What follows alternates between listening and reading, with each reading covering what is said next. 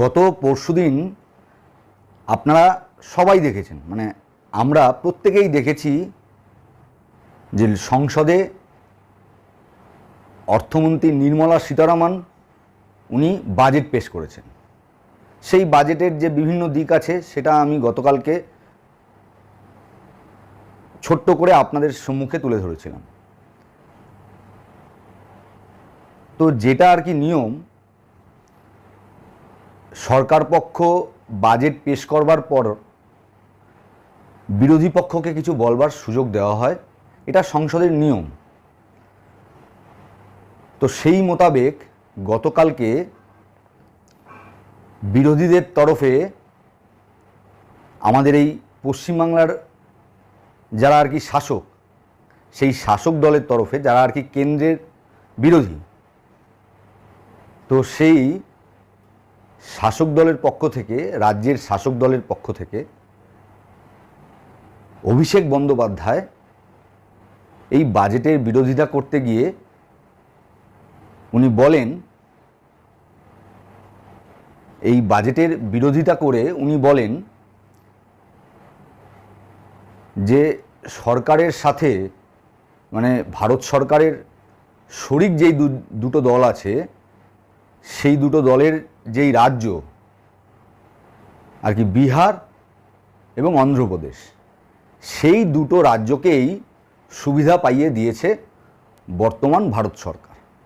মানে এই বাজেটে সেইটা আর কি বিরোধী পক্ষ দেখতে পেয়েছেন যে আমাদের জন্য কিছুই দেয়নি, পশ্চিমবঙ্গের জন্য কিছুই দেওয়া হয়নি, পশ্চিমবঙ্গের ভাড়ার শূন্য, এই কথাগুলোকে তুলে ধরে আর কি একটা বিরুদ্ধাচরণ করতে গিয়েছিলেন অভিষেক বন্দ্যোপাধ্যায়। তো সাথে সাথে উনি বুঝতে পারেননি যে ইট মারলে পাটকেল খেতে হয়, এটা আর কি প্রকৃতির নিয়ম। তো সঙ্গে সঙ্গে নির্মলা সীতারামন মনে করিয়ে দিলেন, এবং খুব অ্যাগ্রেসিভভাবে মনে করিয়ে দিলেন যে যেই পশ্চিমবাংলা এই কান্নাকাটি করছে, মানে এই কুমিরের কান্নাকাটি করছে, কুমিরের মতন কাঁদছে, তাদেরকে আগে নিজের দিকে তাকাতে হবে। কেননা যবে থেকে 2014 সালের পর থেকে ভারতীয় জনতা পার্টির নেতৃত্বাধীন ভারত সরকার প্রতিষ্ঠিত হয়েছে, ঠিক তার পরে পরেই ভারতবর্ষের প্রত্যেক মানুষের জন্য কেন্দ্রীয় সরকার আয়ুষ্মান ভারত প্রকল্প, মানে আয়ুষ্মান ভারত এই প্রকল্পটি চালু করেছিল।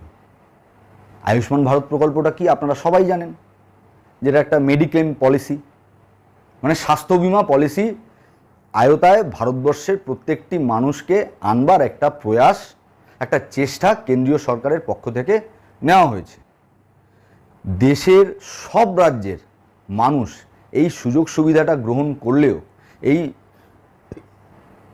প্রকল্পের সুযোগ সুবিধা নিলেও একমাত্র ভারতবর্ষের মধ্যে একমাত্র একটি রাজ্য যারা কিনা এই প্রকল্পের সুবিধা নেয়নি, বলা ভালো নিতে দেয়নি, আমাদের পশ্চিমবাংলার বর্তমান শাসক দল, অর্থাৎ পশ্চিমবাংলার শাসন ক্ষমতায় যারা আছেন তারা আর কি নিতে দেয়নি। তারা ভোট ব্যাংকের রাজনীতির জন্য ভারত সরকারের এই প্রকল্পের আয়তায় পশ্চিমবঙ্গের মানুষকে আনতে দেননি। তারা একটা প্রকল্প নিজেরা বের করেছেন, সেই প্রকল্পটার নাম স্বাস্থ্যসাথী প্রকল্প। মানে পাছে ভয় যে কেন্দ্রীয় সরকারের এই প্রকল্প তো মানে সারা দেশ জুড়ে এবং মানুষ পরিষেবা পাচ্ছে, এই পরিষেবা যদি পশ্চিমবাংলার মানুষ পেতে শুরু করে আর যদি মাননীয়ার ভোট ব্যাংক নষ্ট হয়ে যায়, তাই উনি এই প্রকল্পটিকে পশ্চিমবাংলায় লাগু হতেই দেননি। এরকম আরও প্রকল্প আছে যেগুলো পশ্চিমবাংলার বুকে লাগুই হতে দেননি এই তৃণমূল কংগ্রেস সরকার। আর আরও অনেক প্রকল্প আছে যেইগুলোকে আর কি কেন্দ্রীয় সরকারের প্রকল্পগুলোকে নিজেদের নাম দিয়ে চালিয়েছেন। তো এই সবটা নিয়েই আপনাদের সাথে বিস্তারিত আলোচনা করব। নমস্কার, আমি রাজীব। আজকের এই গুরুত্বপূর্ণ প্রতিবেদনে আপনাদের সকলকে অনেক অনেক স্বাগত জানাই। আপনারা দেখলেন অভিষেক বন্দ্যোপাধ্যায় চিৎকার করে উঠলেন, স্পিকারকে উনি আদেশ দিচ্ছেন যে আপনি এগুলো করুন। স্পিকার সঙ্গে সঙ্গে ওনাকে মনে করিয়ে দিলেন যে আপনি আমাকে বলে দিতে পারেন না যে আমি কি করব না করব, কি করতে হবে আমি জানি, আমি আমার মতো করে করব, আপনার কথা শুনে নয়। তা ওনার কথা উনি রাখার পরে নির্মলা সীতারামন যেগুলো বলেছিলেন সেগুলো আমি কিছুক্ষণ আগে আপনাদেরকে বললাম। তো এইভাবে পশ্চিমবাংলার মানুষকে কেন্দ্রীয় সরকারের প্রকল্পগুলো থেকে বঞ্চিত করেছে আমাদের রাজ্য সরকার। প্রচুর প্রকল্প আছে যেই সুযোগ সুবিধাগুলো আমরা পেতে পারতাম। অতীত দিনে আমরা দেখেছি সেই বামেদের সময় থেকে মানছি না মানব না করে করে পশ্চিমবঙ্গবাসীকে বঞ্চিত করে গেছে। আর এই তৃণমূল কংগ্রেস সরকারও সেই একই পথের পথিক। কেন জানেন তো? কারণ হচ্ছে খুব সহজ, কেননা ওই যে আপনার বাম আমলের সরকারটা আর কি যিনি ছেড়ে গিয়েছিলেন, মানে বুদ্ধবাবুর আগে, তারপর থেকেই তো আর কি বামেদের পতন শুরু হয়েছিল। মানে বুদ্ধবাবুর আগে জ্যোতিবাবু, সেই জ্যোতিবাবুর মেধাবী ছাত্রী হচ্ছে এই মমতা বন্দ্যোপাধ্যায়। মানে জ্যোতিবাবু যেইভাবে আর কি মানুষকে শোষণ করেছিলেন সেই পথটা উনি এই মমতা বন্দ্যোপাধ্যায়কে শিখিয়ে দিয়ে গিয়েছিলেন। সেই একই পথে পশ্চিমবাংলার মানুষকে মমতা বন্দ্যোপাধ্যায় শোষণ করে চলেছেন, শাসন করে চলেছেন।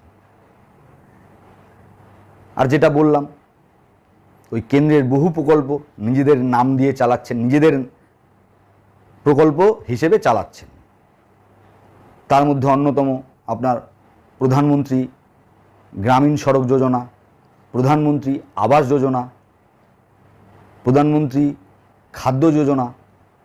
তো এই প্রকল্পগুলোকে সব মানে চাল ডাল দিচ্ছে কেন্দ্র, মানে কেন্দ্রীয় সরকার।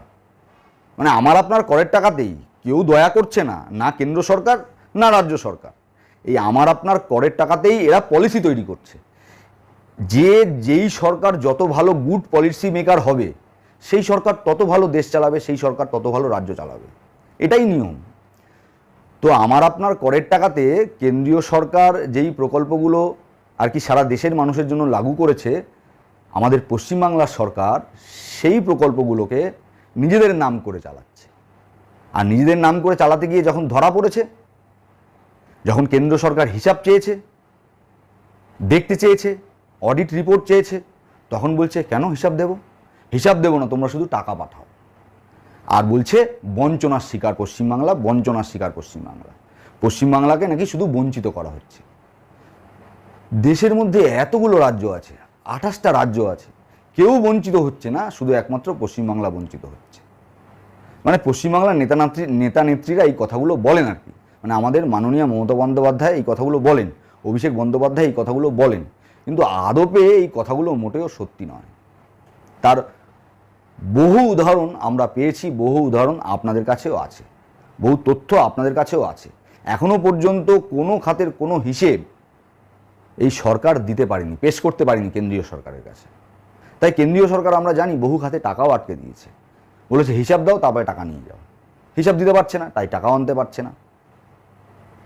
আর দুর্নীতি সে তো আমার থেকে ভালো আপনারা জানেন, নতুন করে আর আমি কি বলবো। এতক্ষণ ধরে তো আমি বললাম আপনাদেরকে এই আয়ুষ্মান যোজনার গল্প, কিষাণ ক্রেডিট কার্ড, তারপরে আপনার যে কৃষকদের যে প্রকল্প আছে সেইখানে আপনার প্রত্যেক মাসে কৃষকদেরকে 3000 টাকা করে দেওয়া হতো, সেটা বর্তমানে 6000 টাকা করে করা হয়েছে। সেই প্রকল্পটা পর্যন্ত আমাদের এই পশ্চিমবাংলায় লাগু করতে দেয়নি। মানে কৃষকদেরকেও বঞ্চিত করেছে এই রাজ্য সরকার। কৃষক মানে খেটে খাওয়া মানুষ, তারা যদি কেন্দ্রীয় সরকারের কাছ থেকে কোনো সুযোগ সুবিধা পায়, তাদের মত যদি বদলে যায়, তাদের ওই আঙুলটা গিয়ে যদি তৃণমূলের বদলে যদি ওই বিজেপির বোতামে পড়ে, সেই ভয়ে সেই প্রকল্পটাকেও লাগু করতে দেয়নি আমাদের এই পশ্চিমবাংলায়। আর অভিষেক বন্দ্যোপাধ্যায় চিৎকার চেঁচামেচি করছেন যে বাংলাকে বঞ্চনা করা হচ্ছে, এই বাজেটে বাংলার জন্য কিছু নেই। তো নির্মলা সীতারামন মনে করিয়ে দিয়েছেন এই প্রকল্পগুলোর কথা তুলে ধরে। আর ওই গত পরশুদিন আপনারা দেখেছেন ওই মমতা বন্দ্যোপাধ্যায় ইন্ডোরে, যেটা গতকালকের প্রতিবেদনে আমি আপনাদের সম্মুখে তুলে ধরেছিলাম, যে ওই 85,000 টাকা করে দেবে ক্লাবগুলোকে, বিদ্যুতের বিল ছাড়, ফায়ারের যে সামান্য দিতে হয়, তারপরে আপনার কর্পোরেশনকে যে সামান্য টাকা দিতে হয়, সেই টাকাগুলো মুকুব করে দিয়েছে। তো আমার প্রশ্ন হচ্ছে যে এই যে মুকুব করে দিচ্ছে, এই টাকাগুলো শেষে গিয়ে আমাদের কাঁধে এসে পড়বে না তো? মানে এই যে দান খয়রাতিগুলো, মানে যেই দান খয়রাতিটা এই মাননীয়া করছেন আর কি আমার আপনার করের টাকায়, সেই দান খয়রাতির টাকাগুলো তোলবার জন্য আমাদের ঘাড়েই আবার বোঝা চাপিয়ে দেবেন না তো? এটা কিন্তু আপনাদেরকে ভেবেচিন্তে দেখতে হবে। কেননা এর আগে আমরা দেখেছি আলুর দাম আপনার 14 টাকা 15 টাকা করে ছিল। এই ভোটের আগে, লোকসভা ভোটের আগে আলুর দাম বেড়ে গেল। কেন বেড়ে গেল? কেননা মাননীয় মুখ্যমন্ত্রী ওই যে 500 টাকার লক্ষ্মীর ভাণ্ডারটা আছে সেটাকে 1000 টাকা করে দিল। আর যারা পিছিয়ে সমাজের মানুষ, যারা পিছিয়ে পড়া সম্প্রদায়ের মানুষ, তাদের জন্য 1200 টাকা করে দিল। তো এই যে আর কি 500 থেকে 1000 করে দিল, এই টাকাগুলো তো কোথা থেকে তুলতে হবে। তো তার জন্য কিন্তু আমরা গত লোকসভা নির্বাচনের প্রাক্কালে দেখেছিলাম যে আলুর দাম দ্বিগুণেরও বেশি হয়ে গেছিল। আলুর দাম দ্বিগুণেরও বেশি হয়ে গিয়েছিল। পেঁয়াজের দাম 25 টাকা থেকে 40 টাকা 50 টাকা হয়ে গিয়েছিল, মানে দ্বিগুণ, প্রায় দ্বিগুণ। তো এইভাবেই আমাদের ঘাড়ে বোঝা চাপিয়ে কোনো না কোনো দিক থেকে টাকাগুলোকে তুলে নেবে না তো? এই দিকটা কিন্তু ভেবে দেখবার দিক আর কি। আমাদেরকে কিন্তু এই বিষয়গুলো নিয়ে একটু ভাবনা চিন্তা করতে হবে। এই সিএসসির যে আর কি বিলগুলো আর কি, মানে যে সিএসসির 75% আর কি মুকুব করে দিয়েছে ক্লাবগুলোকে, যারা আর কি দুর্গাপুজো করবেন। তো এই 75% টাকা আবার আমাদের ঘাড়ের থেকে আদায় করে নেবেন না তো গোয়েঙ্কা, মানে সিএসসি বা ওয়েস্ট বেঙ্গল ইলেকট্রিক সাপ্লাই। কেননা আমরা ওই লকডাউনের সময় দেখেছি যে কিভাবে আমাদেরকে বিল পাঠিয়েছিল। লকডাউনের সময় পরিবেশ পরিস্থিতি এত সুন্দর ছিল, বাড়িতে সেইভাবে এসি তো ছেড়েই দিন, পাখাও চালায়নি মানুষ, কারণ কলকারখানা বন্ধ ছিল, গাড়ি ঘোড়া চলেনি, প্রকৃতি খুব সুন্দর হয়ে গেছিল। তাই প্রকৃতি সুন্দর হওয়ার দরুন পরিবেশ পরিস্থিতি কিন্তু খুব ভালো ছিল, গরম সেইভাবে ছিল না।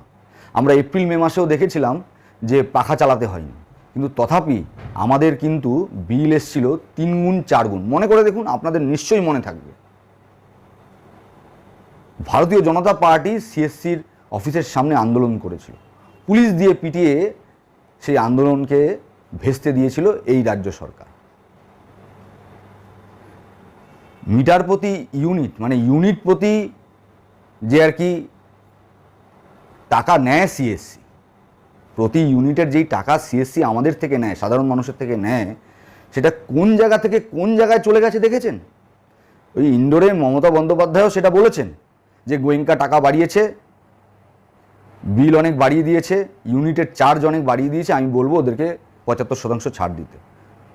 এই টাকাগুলো কিন্তু সব আমাদের কাঁধেই কিন্তু বোঝা চাপবে, আমাদেরকেই কিন্তু, মানে সাধারণ মানুষকেই কিন্তু এই টাকাগুলো মেটাতে হবে, মিলিয়ে নেবেন আগামী দিনে। এই 85,000 টাকা করে যে 43,000-এর উপরে ক্লাবকে দিচ্ছে, মানে 43,700 সামথিং ক্লাবকে দিচ্ছে, মানে প্রায় 44,000, এই টাকাও আমাদেরকে মেটাতে হবে। আর এই যে বিদ্যুতের বিল ছাড়, ফায়ারের বিল ছাড়, কর্পোরেশনের বিল ছাড় এই কমিটিগুলোকে দিচ্ছে, ক্লাব কমিটিগুলোকে, সেই সমস্ত টাকার দায় কিন্তু সাধারণ মানুষের ঘাড়ে এসে পড়বে।